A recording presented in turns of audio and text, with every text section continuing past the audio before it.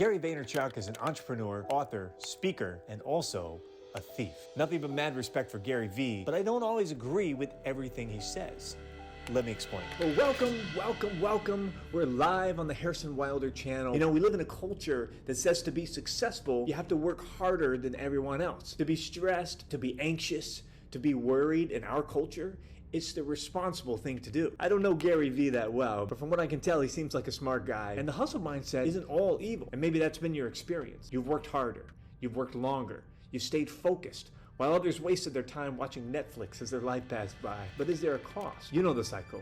You push, and you push, and you push. It's what everyone else seems to be doing, so you keep pushing. More hours, more effort, more demands on yourself until you hit the wall. Can you live a life that you don't need to take a vacation from and still make a significant impact? The key isn't understanding what it is to live in rest. And everyone knows that God created the earth in 6 days, and on the seventh day he rested. For anyone who enters God's rest also rests from their works, just as God did from his. We're not talking about a specific day of the week to rest. Colossians 2:16 says, "Don't let anyone act as your judge in regard to a festival or a new moon or a Sabbath day." Back to Hebrews chapter 4. Since the promise of entering his rest still stands, it says, "Let us be careful that none of you be found to have fallen short of it." And it's your belief about the gospel that is affecting your rest. Here's the message that the world around you is pushing. You have work that you need to do. And when you finish your work, then you can enter the rest. When you save up enough money, then you can retire.